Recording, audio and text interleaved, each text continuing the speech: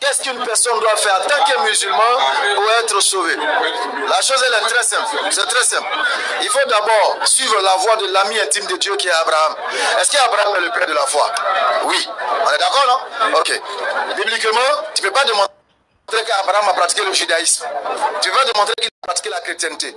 Mais nous, on peut te démontrer coraniquement qu'Abraham a pratiqué l'islam. Alors, pour être un bon musulman, il faut suivre la voie du Père, l'ami intime de Dieu, et puis tu rentres dans les pratiques. Quand tu prends la sourate 46, à partir du verset 12, on va te dire, il faut attester que Allah il est unique.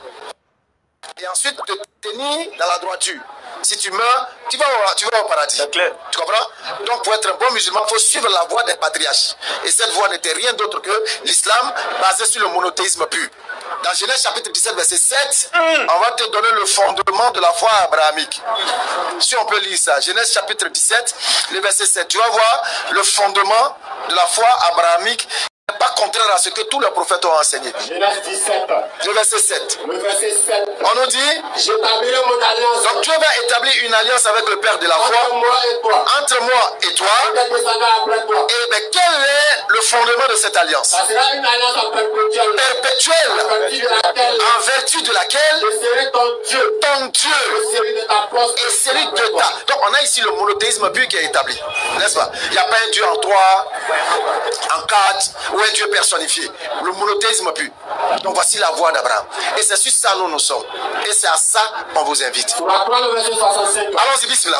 Jean du livre. Pourquoi discutez-vous au sujet d'Abraham? Pourquoi vous discutez au sujet d'Abraham? Alors que la Torah et l'évangile ne sont descendus qu'après lui. Donc vous ne pouvez rien savoir d'Abraham. Abraham n'était ni juif. Il n'était ni juif, ni chrétien. Il était entièrement soumis à Allah. Parce que le judaïsme là, c'est venu longtemps après Abraham. Certes. De par son fils Judas. Certes. Les hommes plus dignes de se réclamer d'Abraham. Ceux qui sont plus dignes de dire que nous sommes abrahamiques. Sont ceux qui l'ont suivi. Ceux qui l'ont suivi. Ainsi que ce prophète ainsi que Mohammed ibn Abdallah. C'est eux qui sont dignes de se réclamer d'Abraham. Tu vois? Maintenant, quand tu regardes Ibrahim alayhi salam, il a commandé à tous ses enfants d'adorer un Dieu unique, sans associer et sans égal.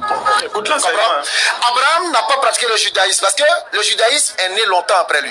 Et c'est de Judas, l'un de ses arrière-petits-fils. Parce qu'il fut un moment où parmi les 12 tribus, il y a une tribu qui était dominante, c'est la tribu de Judas. Et puis cette dominance-là, les autres vont se faire appeler maintenant juifs. Et ils vont pratiquer le judaïsme. Sinon les 12 tribus ne sont pas juives. C'est clair. Il y a une seule tribu qui est juive. Les autres sont ce qu'ils sont, mais il y a une seule tribu qui est juive. Mais sur la dominance, les autres ont embrassé le nom juif. C'est vrai. Donc la seule religion sur la terre, là, c'est ce que Allah il a révélé. Et on l'a lu. C'est notre essence. Étiez-vous témoin. Étiez-vous témoin. Dans la mort se présenta à Jacob. À Jacob. Il dit à ses fils. Qu'est-ce que vous allez? Qu'adorez-vous après moi? Il n'a pas dit qu'est-ce que vous allez avoir comme héritage. Il répondit. Nous adorerons ta divinité. Nous allons adorer ta divinité. La divinité de tes pères. Est-ce que tu vois? Abraham. Abraham. Israël. Pause. Est-ce que la divinité d'Abraham s'appelle Jésus? La divinité qu'Abraham adorait là, est-ce qu'il s'appelle Jésus? C'est quoi? Non, Dieu c'est un nom commun. Tout le monde dit que tu es Dieu. La divinité qu'Abraham adorait s'appelle Allah. Parce que Allah c'est le nom propre du Créateur.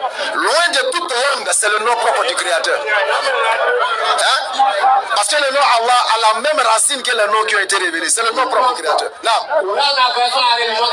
Si ce n'est celui qui sème son âme dans la sottise. Donc frère, vous voyez, quand son Seigneur lui avait dit, il lui a dit, soumets-toi. Et il a dit, je me soumets. Maintenant je chute par ceci.